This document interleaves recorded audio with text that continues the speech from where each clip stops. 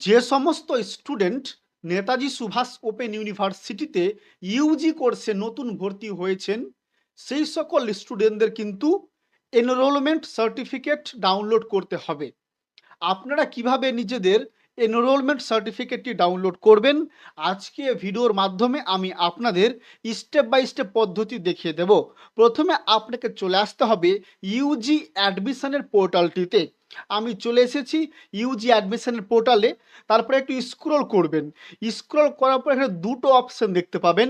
একটি সবুজ রঙের লেখা আছে রেজিস্টার্ড অ্যাপ্লিক্যান্ট লগ ইন এবং তার নিচে দেখতে পাবেন লেখা আছে print enrolment certificate token of SLM. এই দুটো অপশনের মধ্যে আপনি দেখতে পাচ্ছেন প্রথমে যে ওয়েবসাইটটা আছে সবুজ রঙের রেজিস্টার্ড অ্যাপ্লিক্যান্ট লগ ইন, আপনাকে এই ওয়েবসাইটটিতে ক্লিক করতে হবে। তারপরে আপনার সামনে আর একটি নতুন ড্যাশবোর্ড ওপেন হয়ে যাবে। তারপরে প্রথমে আপনাকে দিতে হবে অ্যাপ্লিকেশন নম্বর। আপনি যে ভর্তি হয়েছিলেন এবং ভর্তি হওয়ার সময় যে মোবাইল নম্বরটা দিয়েছিলেন সেই মোবাইল নম্বরে আপনার কিন্তু অ্যাপ্লিকেশন নম্বর একটা এসেছিল এবং আপনি যে ফর্মটা ফিল আপ করেছিলেন এবং যে ফর্মটা নিয়ে এসেছেন বাড়িতে ভর্তি হওয়ার পরে সেই ফর্মের ওপরেও কিন্তু আপনার অ্যাপ্লিকেশন নম্বরটা লেখা থাকবে। তারপরে দিতে হবে আপনার ডেট অফ বার্থ, তারপরে দিতে হবে আপনার পাসওয়ার্ড।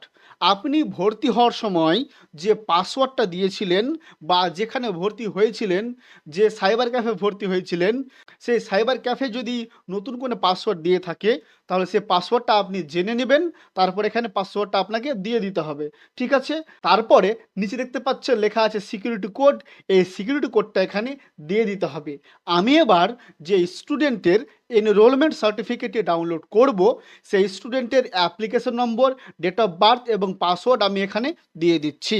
আমার এখানে application number, date of birth এবং পাসওয়ার্ড, সিকিউরিটি কোড সমস্ত কিছু দেওয়া হয়ে গেল। তারপরে নিচে আপনারা একটা অপশান দেখতে পাবেন লগ ইন।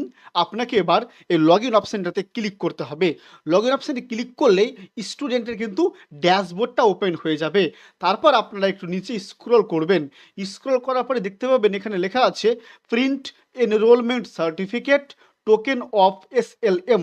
আপনাকে এবার এই অপশানটাতে ক্লিক করতে হবে। এই অপশানে ক্লিক করলেই দেখতে পাবেন স্টুডেন্টের কিন্তু এনরোলমেন্ট সার্টিফিকেটটি ডাউনলোড হয়ে গেল। ওয়ান স্ক্রিন দেখতে পাচ্ছেন স্টুডেন্টের এনরোলমেন্ট সার্টিফিকেটটি, ঠিক আছে? স্টুডেন্টের ছবি, সিগনেচার, কোন সাবজেক্ট নিয়েছে, কোন কলেজে ভর্তি হয়েছে, মোবাইল নম্বর কত, সমস্ত কিছু দেখে নিতে পারবেন। তারপরে একটু স্ক্রল করবেন এবং নিচে দেখতে পাবেন লেখা আছে download print return to dashboard.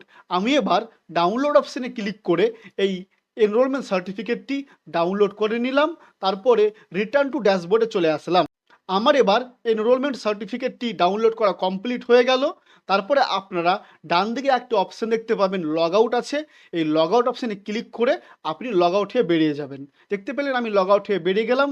এভাবে আপনারা খুব সহজে বাড়িতে বসেই নিজের মোবাইলের মাধ্যমেও কিন্তু আপনারা নিজেদের এনরোলমেন্ট সার্টিফিকেটটি ডাউনলোড করতে পারবেন।